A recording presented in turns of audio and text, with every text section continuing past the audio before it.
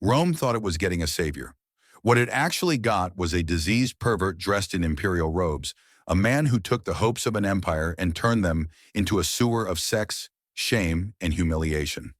Caligula, the so-called Little Boots, son of the heroic Germanicus, entered the throne room in 37 CE like a golden idol polished for worship.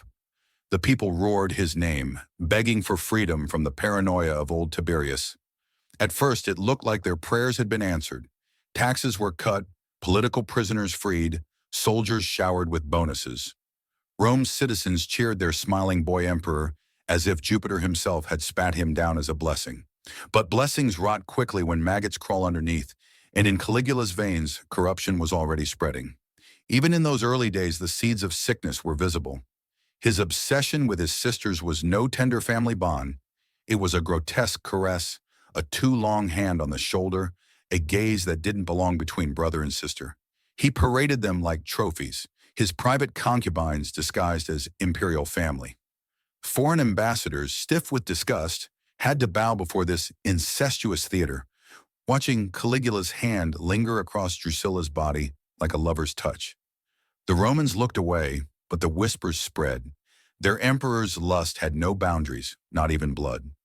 Then came the illness of October 37. The empire wept at his bedside. Priests begged the gods for his life. Fools even vowed to slit their throats if only the gods spared him. And the gods, cruel as ever, answered.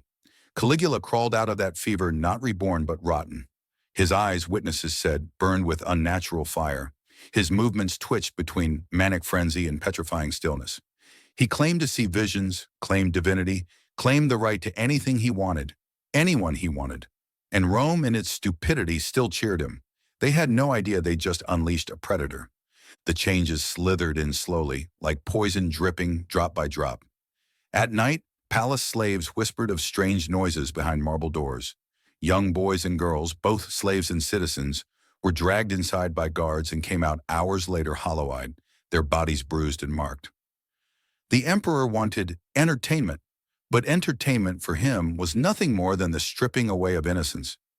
These were not quiet indulgences hidden in shame.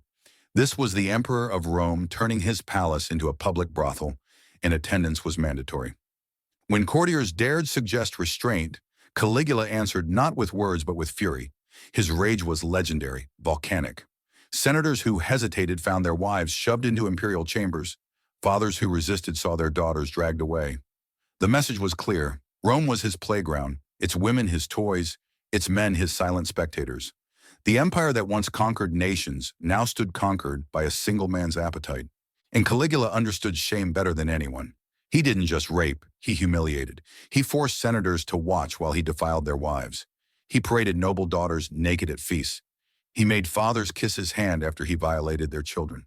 This wasn't sex. It was domination. Sadistic theater staged in marble halls, and the audience couldn't leave. He made degradation a currency, and every Roman noble paid in silence. Graffiti scratched into Rome's alley walls whispered of the games at night, of the children who do not return the same. Official records turned vague, as if scribes feared to even name the atrocities they saw. And why wouldn't they? Caligula forced his clerks to record every detail of his debauchery in the same cold tone used for military dispatches. Rape was logged like tax revenue. Incest became an entry in a ledger. Rome's bureaucracy, once the lifeblood of empire, was transformed into the paperwork of perversion. His first victims were the young, because nothing pleased Caligula more than breaking purity. He established training programs where children as young as 7 were conditioned for service in his court. Resistance was punished not just with pain, but with the cruelest humiliation. Punishments carried out before their own parents, who were forced to smile, forced to praise him for the honor of their child's abuse. Legion commanders, once proud lions of Rome, bent like beaten dogs as they thanked him for ruining their daughters. Mothers who had raised sons to embody Roman strength now watched them painted, dressed, and paraded as the emperor's toys. This was how Caligula ruled. Not through laws, not through armies, but through shame. By forcing Rome's noblest families to participate in their own degradation, he wrapped them in silence. Each man carried his own secret disgrace, knowing the senator beside him carried one too. None dared rebel, for rebellion meant exposure, and exposure meant annihilation. So the boy they had cheered as a savior revealed his true form. Not a leader, not even a man, but a diseased beast who turned Rome into his whore. The hope of March 37 had curdled into a nightmare by year's end. Caligula, Little Boots, the beloved child of the legions, had stripped off his mask and shown the city his true face. A predator who knew no boundary, no restraint, and no shame. The empire hadn't just gained an emperor, it had gained its rapist. Rome had seen vice before. It had seen emperors drink themselves stupid, consuls bribe their way into power, generals slaughter whole towns for their amusement. But what Caligula created inside his palace wasn't simple excess. It was industrialized humiliation, a whorehouse with marble columns, where the noble blood of Rome was drained and spent in his bed. The whispers began in corridors and grew into screams in banquet halls. Dinner with the emperor no longer meant reclining on couches, sipping wine, and listening to poets. It meant being dragged into an orgy staged like a circus, where senators sat stiff, their faces blank, while their wives and daughters were pawed, stripped, and mounted under torchlight. This wasn't about lust, it was about power. Caligula wanted every man in Rome to know that he owned their homes, their honor, and their flesh. He forced attendance at these vile gatherings. Miss one? The charge was treason. Refused to laugh when the emperor fondled your wife? Your entire family could vanish into the dungeon before dawn. A senator who dared look away as his daughter was used would find himself accused of plotting against the divine emperor. And so they watched. Fathers clenching their fists, mothers choking back sobs, sons staring at the floor. Caligula drank it in like fine wine, feeding on their silence. What makes this more grotesque is how he made Rome's administration part of the machinery of his lust. Palace scribes kept meticulous records, not just who attended, but what acts they were forced into, how they reacted, whether they wept or submitted quietly. Rape became paperwork. Incest became protocol. The imperial archives, once filled with battle reports and laws, now dripped with the statistics of degradation. Rome's empire wasn't just ruled by swords anymore. It was ruled by the emperor's erection, and the clerks were there to notarize every thrust. And Caligula wasn't content to use his own hand to break people. He made Rome break itself. He demanded senators deliver their wives to him as tokens of loyalty, demanded fathers parade their sons in front of him like cattle at market. Refuse, and you were guilty of treason. Comply, and you lived to see your own flesh debased. It was a trap with no exit. Men who had faced Hannibal's elephants and German steel now broke like children under one man's perversions. The palace became what one witness called a brothel of unimaginable depravity. The emperor didn't just host orgies, he institutionalized them. Noble families found their wives and children borrowed for his pleasure, listed in ledgers like loaned-out property. Entire bloodlines were reduced to serving as the emperor's living toys. And when it was over, they were expected to thank him for the honor. The cruelty was deliberate. Caligula wasn't chasing pleasure, he was chasing domination. He studied shame like a scientist. He experimented with combinations of public and private degradation to see which broke people fastest. He noted which senators cried, which women resisted, which boys trembled. He didn't just want their bodies, he wanted their souls, shattered and ground into dust. The graffiti on Rome's walls whispered of these horrors. Drawings of chained boys, crude scribbles of women crying, phrases like the night games. The city itself trembled. Yet in the records, everything was vague. Official scribes reduced scenes of rape to phrases like entertainments or games. The truth was too dangerous to write plainly. Rome had become a city that lived two lives, one whispered in alleys, the other smothered in silence. And then there were the dinners. Imagine this, senators reclining on couches, their wives and daughters stripped bare, forced to serve food with their breasts exposed, their tears falling into golden cups. When the emperor tired of food, he demanded fresh flesh. He would point at a woman, sometimes a man, sometimes a boy, and drag them into a side chamber. He didn't care if it was a bride newly married or a daughter barely grown. The chosen victim returned broken, eyes vacant, blood sometimes staining their thighs while the rest of the guests sat frozen, knowing they might be next. Rome's most sacred bonds between parent and child, husband and wife, man and honor, were shredded in front of their own eyes. Caligula delighted in forcing fathers to kiss his hand after their daughters had been violated. He forced mothers to smile and thank him for elevating their sons. Shame was his weapon and humiliation his throne. This wasn't just the corruption of one man. It was the corrosion of an empire. The Senate, once Rome's pride, had been reduced to a roomful of trembling eunuchs, each man shackled by his own silent disgrace.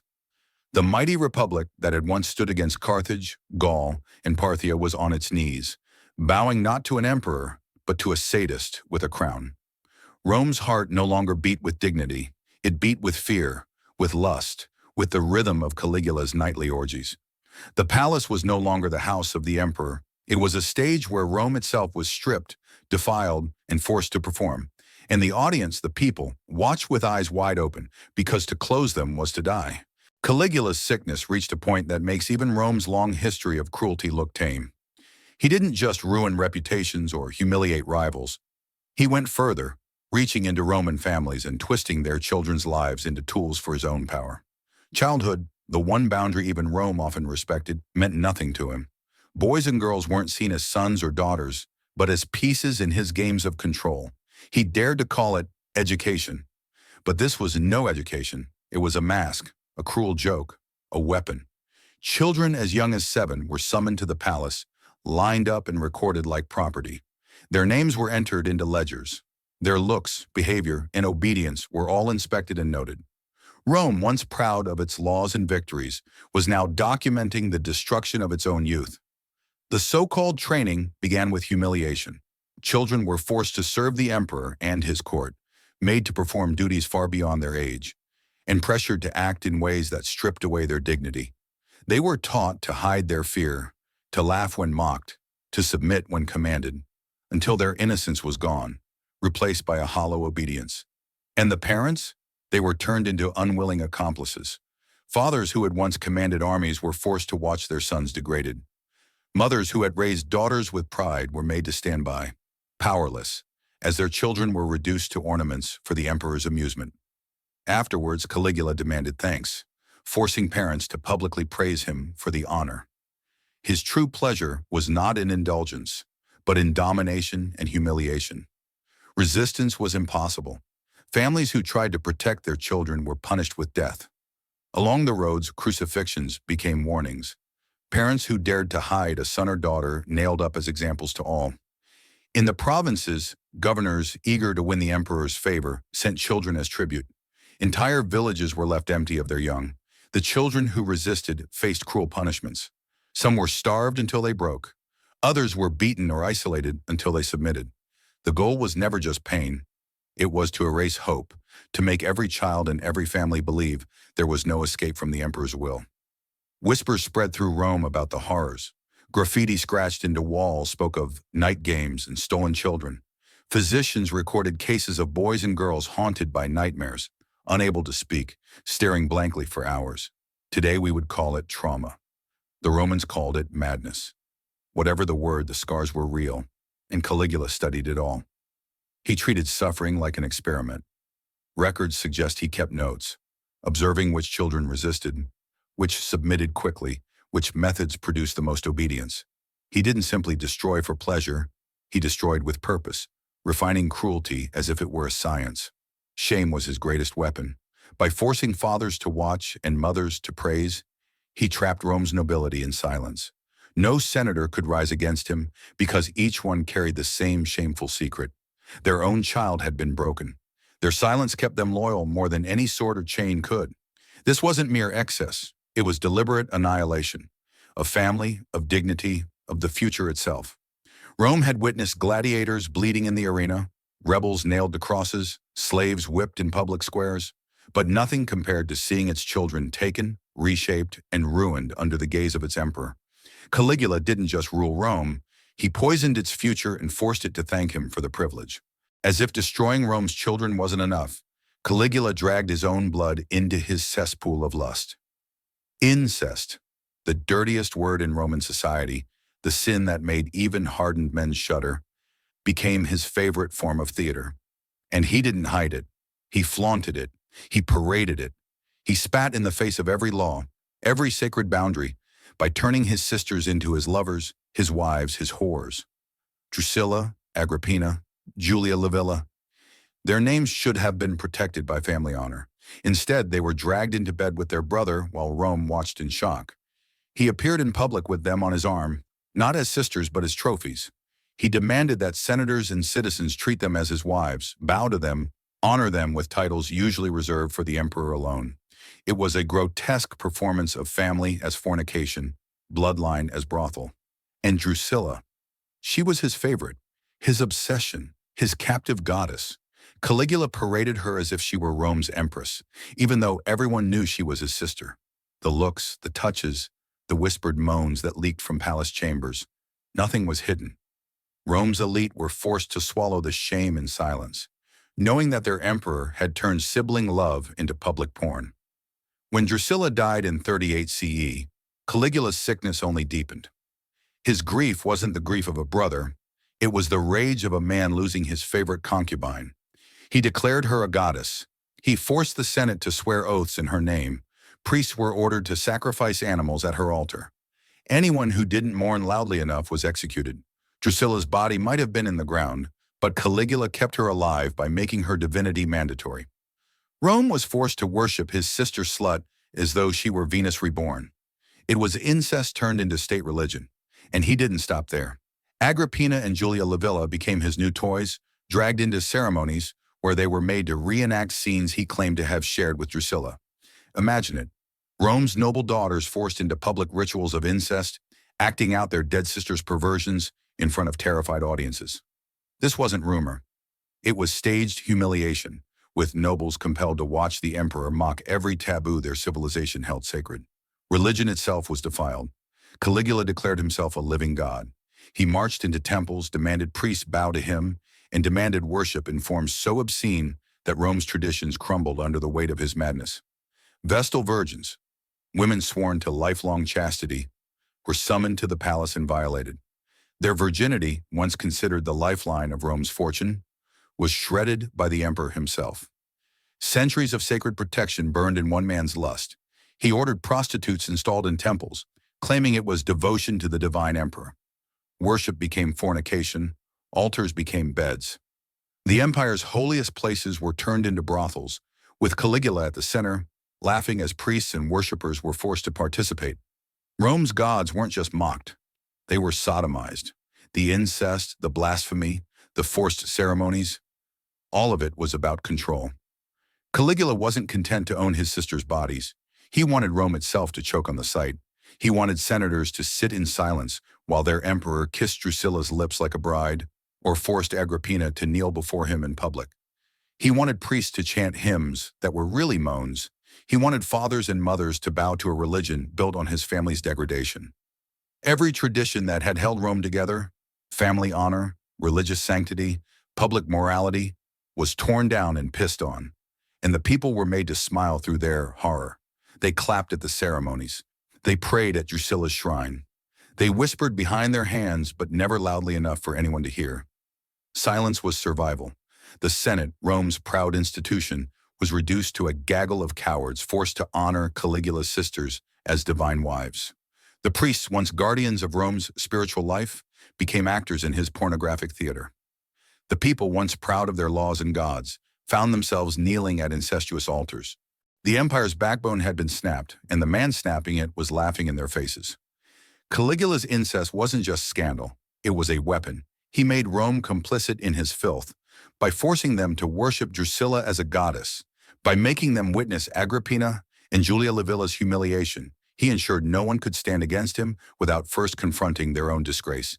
He twisted religion, family, and politics into one giant orgy of shame, and he sat on the throne like a pimp in a temple, daring anyone to defy him.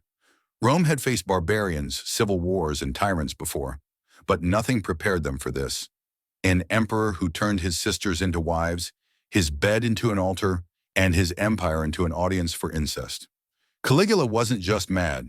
He was venom in the veins of Rome, spreading rot through every bond that once held the city upright. If Rome was once the empire of legions, under Caligula it became the empire of flesh. He didn't just turn his palace into a brothel. He turned the entire state into his personal pimping machine. Governors, senators, generals, scribes, all of them became part of the infrastructure of his lust. The empire's borders weren't being defended. They were being drained so one diseased emperor could keep his erection satisfied. The so-called pleasure fleet was his masterpiece of obscenity. He ordered massive floating platforms built on the Bay of Naples, not for war, not for trade, but for endless orgies. Imagine the sight: gilded barges groaning under the weight of marble chambers, silk-draped beds, fountains spraying wine, and bodies, endless bodies, lined up for the emperor's inspection. Senators' wives stripped down to nothing, young boys painted and perfumed, girls chained with golden collars, slaves imported at astronomical prices, all herded onto boats where no one could escape. The Coast Guard patrolled the waters to ensure no one swam away. For days, Caligula forced them into a carnival of humiliation, fucking and discarding them, while Rome's treasury bled to keep his floating brothel afloat. Attendance was mandatory. Miss one of these obscene voyages, and you risked treason. Those who tried to feign illness found their estates seized, their families destroyed. Once on board, there was no hiding. Senators who had once commanded provinces sat trembling while their wives were bent over couches for the emperor's amusement. Soldiers who should have been defending Rome were reduced to procurers, fetching young flesh for Caligula's bed. Even priests, the guardians of Roman virtues, were dragged into the nightmare, forced to bless the filth, as if Jupiter himself endorsed this orgy. The grotesque details were endless. Caligula delighted in pairing senators' wives with slaves in front of their husbands, mocking them as they squirmed. He demanded noble matrons lick wine from the floor like dogs. He paraded boys in women's garments, painted and perfumed, then forced them to perform in front of their fathers. It wasn't enough to rape. He had to humiliate, to reduce Rome's proudest families into weeping heaps of shame. And Rome paid the price. Exotic slaves trained in specific acts of perversion cost sums that could have funded legions. Craftsmen who should have been building aqueducts were instead designing obscene furniture for imperial chambers. Beds with hidden restraints, tables with holes for bodies, devices meant to stretch, contort, and degrade. Public works crumbled while Caligula's sex dungeons expanded. Roads cracked, aqueducts ran dry, but the emperor's brothel fleet gleamed with gold leaf and cum-stained silks. Provincial governors quickly learned that their survival depended on feeding his appetite. When Caligula traveled, they rounded up the most beautiful boys and girls from their regions and presented them like trophies. Parents who tried to resist were executed in public squares. In some cases, entire villages were stripped of youth, their sons and daughters shipped off to be meat for the emperor. One report from Syria tells of children herded into preparation camps before Caligula's arrival, where they were scrubbed, painted, and trained like livestock before being paraded for inspection. The few who returned home were broken beyond repair. The empire's wealth drained like spilled wine. Grain ships were neglected, leading to shortages and famine.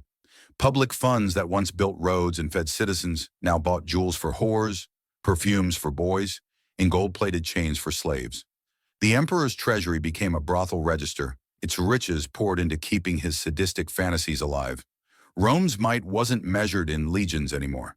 It was measured in how many bodies could be stuffed onto a barge and how many nobles could be forced to watch. Foreign ambassadors, too, were dragged into the theater of filth. Delegates from Parthia once attended a banquet where Roman matrons were ordered to serve naked, then made to perform sexual acts with slaves in front of shocked dignitaries. When the Parthians objected, Caligula threatened to have them castrated and sent back as eunuch gifts to their king. Diplomacy had been reduced to degradation. Rome's international reputation became a punchline. The great empire ruled by a pervert who turned banquets into brothels. The senators, broken beyond recognition, submitted to it all. They delivered their wives to the emperor's chambers, offered their daughters as tokens of loyalty, paraded their sons like sacrifices. They sat silent as their peers were degraded, knowing their turn would come soon enough. The Senate wasn't a council anymore. It was a stable of pimps, complicit in every violation, too bound by their own shame to resist. Caligula's empire wasn't built on law, on order, or on military might. It was built on humiliation. Rome itself had become his brothel, its citizens his inventory, its treasury his wallet, its nobility his whores. He didn't just fuck his subjects, he fucked the empire itself, and laughed while it bled. Rome was no longer a city. It was a slaughterhouse of dignity, a graveyard where shame was nailed to every door. Caligula hadn't just raped bodies. He raped the mind of Rome itself. By now the city walked like a whore, beaten senseless, staggering under the weight of its humiliation. Everyone was stained, everyone was complicit. No one escaped the stench. Women bore the brunt of it first. Matrons who once embodied Roman virtue now lived like prey, hiding in shadows, mutilating their own faces to appear less desirable to the emperor. Some smeared themselves with filth, pretending to be diseased, hoping Caligula's eyes would slide past them. Others starved themselves into skeletons, trading flesh for invisibility. And yet no trick lasted long. His guards sniffed out beauty like wolves. Even the sick and scarred were dragged into his chambers when he grew bored. And when he was done, those women were tossed back into society as if they had chosen it, forced to carry the double stain of victimhood and accusation. Fathers fared no better. Once the backbone of Roman authority, they became pimps for their own bloodlines. A senator who refused to offer his daughter was branded a traitor. A general who hesitated to parade his son was executed as a conspirator. So they complied. Men who had once commanded legions now bent their necks and delivered their children into the emperor's bed. Afterward, they kissed his hand, choking down bile, knowing they had sold their souls for survival. And the children, they were walking corpses. Physicians wrote of little boys who screamed at shadows, girls who clawed at their own skin as if trying to tear him out of their bodies. They called it melancholia, madness, possession. Today we'd call it trauma. But in Rome, it was just another scar in the emperor's catalog.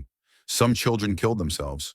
Others became abusers themselves, repeating the sickness Caligula had drilled into their bones. Rome's future was rotting before it even reached adulthood.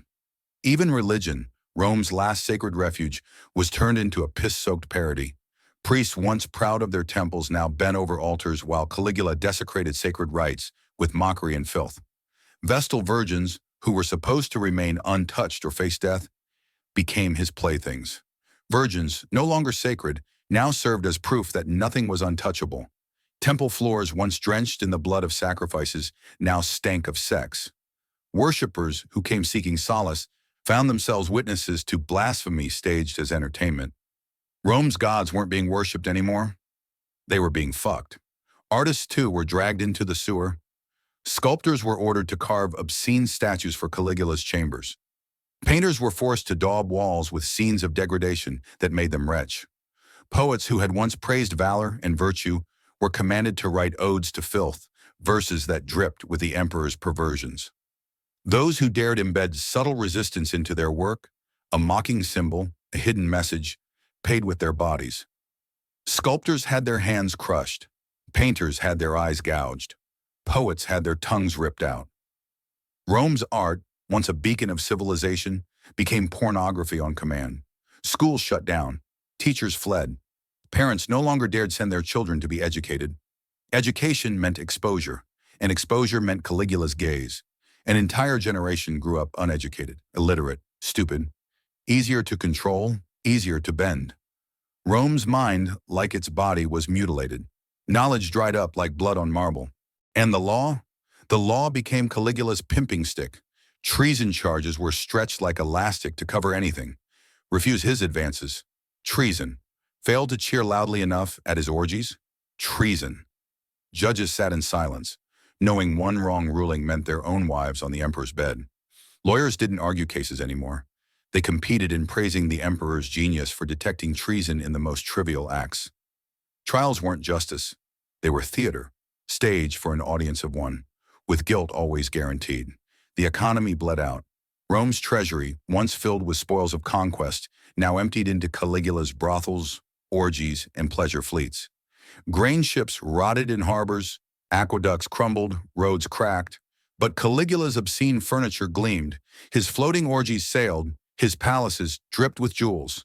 Famines broke out in the streets, and citizens starved while their emperor drowned himself in wine poured by naked children. And the people? They endured because survival meant silence. Suicide rates spiked.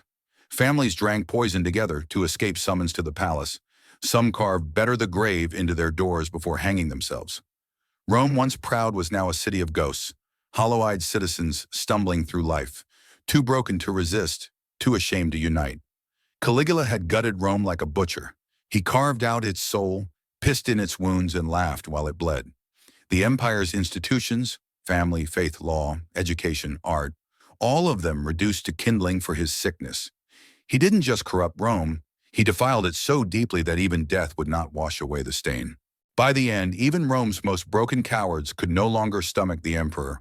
Caligula had drained the city of dignity, mocked its gods, and reduced its empire to humiliation. The Senate was gagged with shame, the priests corrupted, and the soldiers, once Rome's proudest sons, had become little more than bodyguards for a man who disgraced them daily. For 4 years, the city endured his rule, but every empire of filth eventually collapses. The breaking point came when Caligula announced he would abandon Rome and move the capital to Alexandria. Why? Because only there, he said, would people worship him properly as a living god. Rome, in his mind, wasn't holy enough. It wasn't submissive enough. He wanted a city where shrines and temples were built to honor him alone. Even his most loyal supporters knew then. If this man left for Egypt, the empire itself could splinter. Rome would bleed to death while its emperor chased divinity. So the knives came out.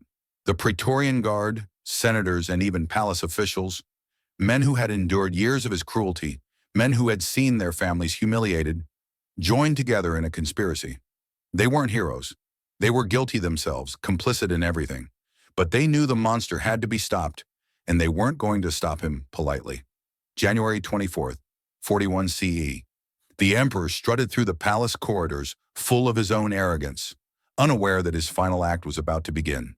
The conspirators cornered him in a passageway, their daggers already drawn. What followed wasn't an assassination. It was a storm of blades. The first strike hit his stomach. He staggered, shrieking like a wounded animal. But they didn't stop.